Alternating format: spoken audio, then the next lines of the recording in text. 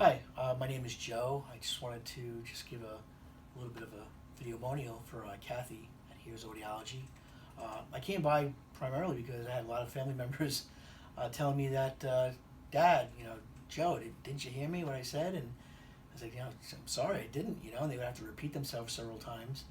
So I said, you know what, let me get my hearing checked. It's something I've never done before, or probably when I was very young, in grammar school.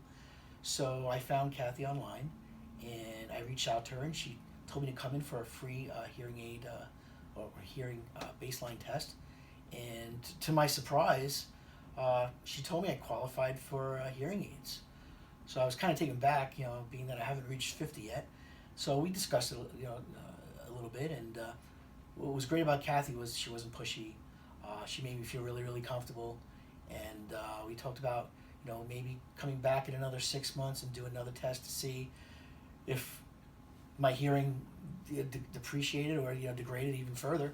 And at that time, I would probably feel more comfortable getting a hearing aid.